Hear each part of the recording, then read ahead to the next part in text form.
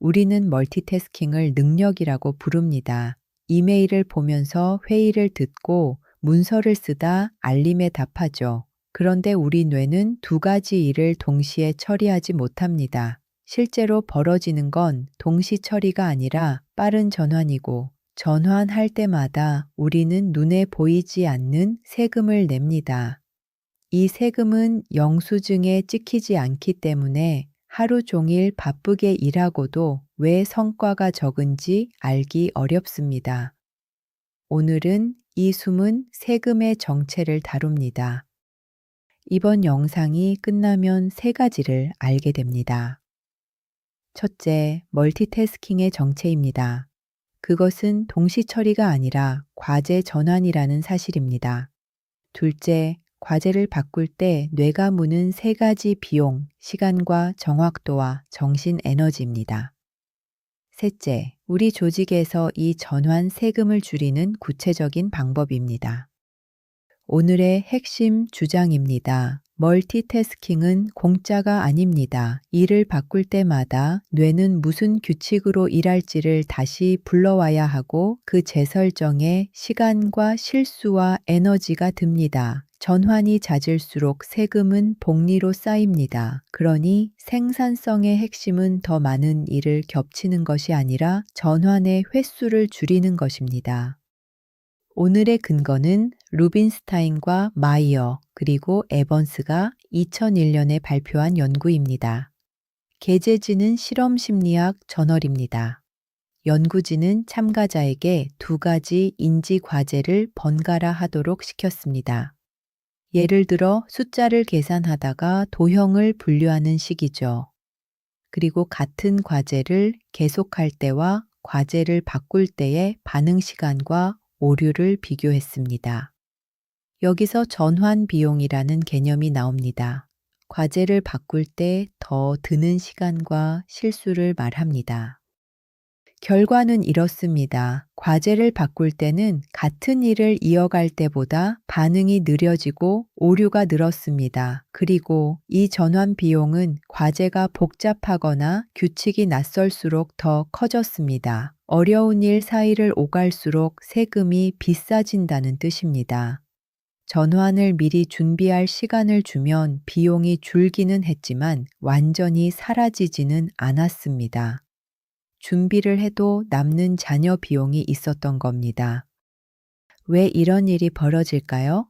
일을 바꾸면 뇌 속의 관제탑이 새 규칙과 목표, 그리고 주의를 둘 대상을 다시 세팅해야 합니다. 이 재세팅 자체가 시간과 자원을 씁니다. 이것을 과제 세트 재구성이라고 부릅니다. 여기에 더해 미리 준비를 해도 전환의 순간 남는 값이 있습니다. 이전 과제의 설정이 관성처럼 남기 때문입니다. 지난 편에서 다룬 주의, 잔류와 형제 개념입니다. 잔류가 주의가 남는 것이라면 전환 비용은 다시 세팅하는 값입니다.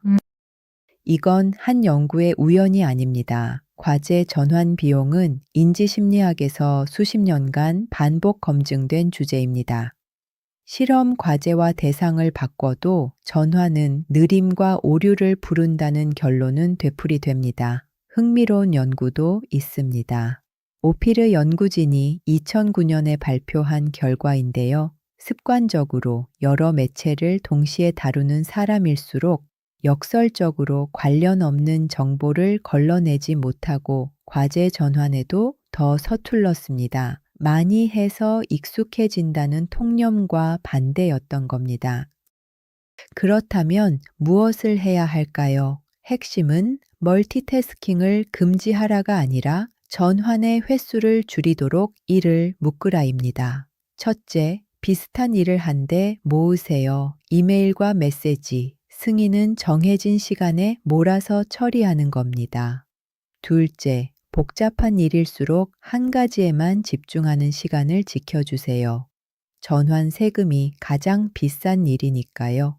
셋째, 부득이 멈춰야 한다면 어디까지 했고 다음에 무엇부터 할지 한 줄 적어 두세요. 넷째, 항상 켜진 알림은 전환을 강요하는 세금 청구서입니다. 기본값을 꺼 두세요. 다섯째, 회의 중에는 노트북을 닫으세요. 들으며 일하면 둘 다 세금만 내고 성과는 반토막 납니다.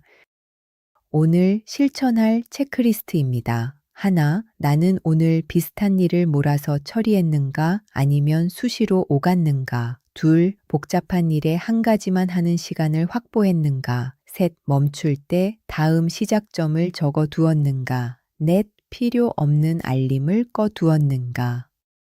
물론 한계도 짚어야 합니다. 이 연구는 실험실에서 통제된 단순 과제로 이루어졌습니다. 그래서 현실의 복잡한 업무에 아주 작은 시간 단위 수치를 그대로 옮기기는 어렵고 핵심은 방향입니다. 또 전환 비용의 크기는 과제와 사람, 상황에 따라 다릅니다. 하나의 숫자로 일반화할 수 없습니다. 오피르 연구는 상관 연구여서 멀티태스킹이 능력을 떨어뜨린다고 인과로 단정할 수도 없습니다. 그리고 모든 전환이 나쁜 것도 아닙니다. 막힌 문제에서 잠시 벗어나는 전환은 오히려 도움이 되기도 하니까요. 정리해 볼까요? 멀티태스킹은 더 많이 해내는 기술이 아니라 보이지 않는 세금을 내는 습관입니다. 뇌는 동시에 두 일을 하지 못하고 오갈 때마다 느려지고 틀립니다. 그러니 우리가 던질 질문은 어떻게 더 겹칠까가 아니라 어떻게 덜 바꿀까입니다. 오늘의 마이크로 러닝은 여기까지입니다. 다음 시간에 또 만나요.